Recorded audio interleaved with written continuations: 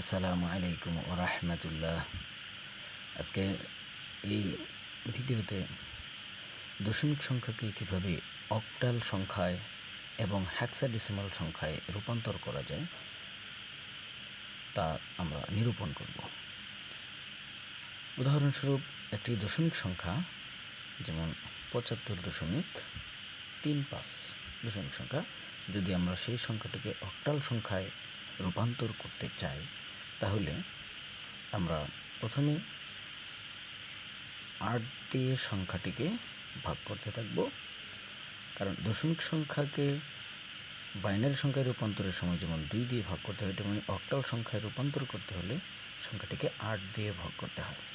যেমন ৭৫কে ৮ দিয়ে যদি ভাগ করা হয় তাহলে এখানে ৮ নং ৭২, আরও ৩ থাকে অবশিষ্ট, তাহলে এখানে ৩।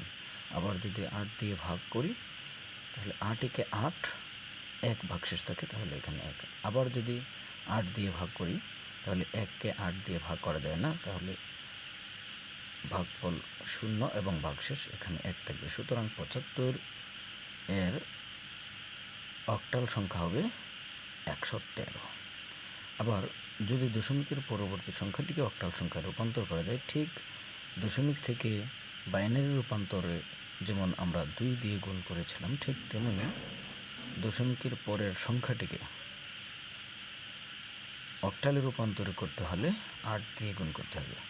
অর্থাৎ এখানে ০.৩৫ সংখ্যাটিকে যদি আমরা ৮ দিয়ে গুণ করি তাহলে ৫ ৮ ৪০, ০ হাতের আছে ৪, ৩ ৮ ২৪ আর ৪ ২৮, ২৮-এর ৮ এবং হাতের ২ পূর্ণ সংখ্যার ঘরে চলে যাবে।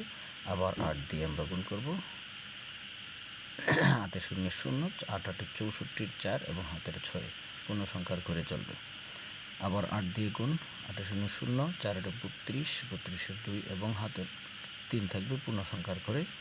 এভাবে যে পর্যন্ত ০ না আসে সেই পর্যন্ত সাধারণত করা হয়। তবে যদি ০ অর্থাৎ দশমিকের পর ২টি ০ অর্থাৎ ০০ না আসে তাহলে আমরা ৪ থেকে ৫টি ঘর পর্যন্ত ৮ দিয়ে গুণ করেই আমাদের কার্যক্রম বিরতি রাখব। তাহলে এখানে আমরা ৫ বার গুণ করে পূর্ণ সংখ্যার ঘরে যে সংখ্যাগুলো পেয়েছি ২, ৬, ৩, ১ এবং ৪, তাহলে এই সংখ্যাগুলোই ধারাবাহিকভাবে লিখে আমরা ৩.৩৫ এর অক্টাল সংখ্যা বের করতে পারব। সুতরাং ০.৩৫ এর অক্টাল হলো 0.২৬৩১ এবং ৪। সুতরাং ৭৫.৩৫ এর অক্টাল সংখ্যা হলো ১১৩.২৬৩১৪ এবং আরও অসংখ্য ঘর সেখানে আসতে পারে। ঠিক একইভাবে যদি আমরা কোনো দশমিক সংখ্যাকে হেক্সাডেসিমাল সংখ্যায় রূপান্তর করি তাহলে সেটাকে আমরা ১৬ দিয়ে ভাগ করব, যেহেতু হেক্সাডেসিমাল সংখ্যা ১৬ ভিত্তিক। ১৬ দিয়ে যদি ভাগ করি তাহলে প্রথমে ১৬ দিয়ে ভাগ করলে ৩৪৯কে তাহলে ২১ ভাগফল হয় এবং ১৩ অবশিষ্ট থাকে।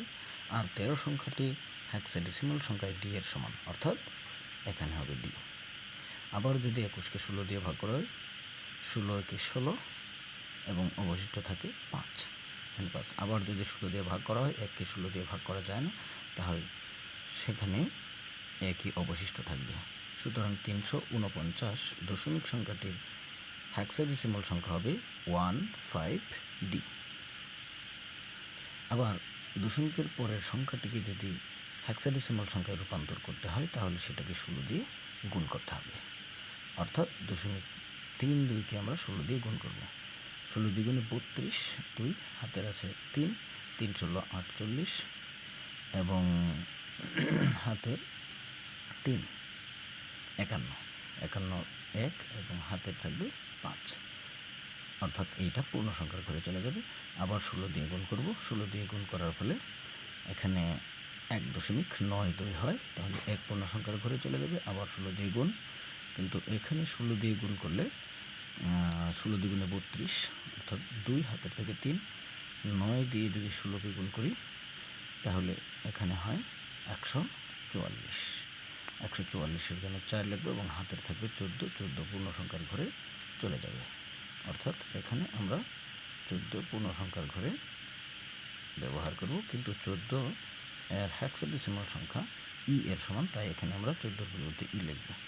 আবার যদি 16 দিয়ে গুণ করি তাহলে সংখ্যাটা হবে 16 দুগুণে 32, আর 2 হাতের আছে 3, 4 ষোলো 64 এবং 3 67, 67 7 এবং হাতের আছে 6, এবং সেটা পূর্ণ সংখ্যার ঘরে চলে যাবে। এবং যেহেতু এখনও শূন্য আসেনি দশমিকের পরে, অর্থাৎ 00 আসেনি, এবং অথবা এর কোনো সংখ্যার পুনরাবৃত্তিও ঘটেনি, তাই আমরা 4 থেকে 5 বার করে আমরা বিরত থাকব, এবং বাকি আরও অসংখ্য সংখ্যা আসতে পারে, এই জন্য আমরা এখানে শেষ করে দেব। অর্থাৎ 0.32 এই দশমিক সংখ্যাটির হেক্সাডেসিমাল সংখ্যা হবে 0.51E6 প্লাস আরও অতিরিক্ত অসংখ্য সংখ্যা থাকতে পারে।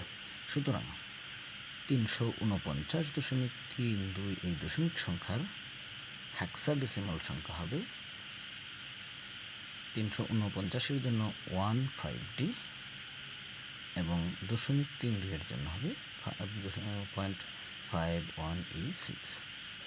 অর্থাৎ 349.32 দশমিক সংখ্যার হেক্সাডেসিমাল সংখ্যা হবে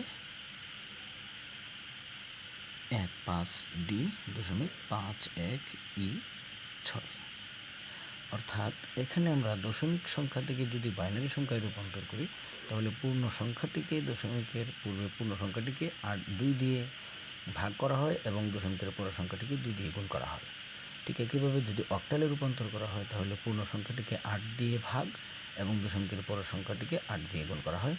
তেমনি হেক্সাডেসিমালে যদি রূপান্তর করা হয় দশমিক থেকে তাহলে 16 দিয়ে পূর্ণ সংখ্যাটিকে ভাগ করা হয় এবং দশমিকের পরের সংখ্যাটিকে 16 দিয়ে গুণ করা হয়। এবং এভাবেই আমরা দশমিক থেকে বাইনারি, দশমিক থেকে অক্টাল, দশমিক থেকে বাইনারি এবং দশমিক থেকে হেক্সাডেসিমাল সংখ্যায় রূপান্তর করব।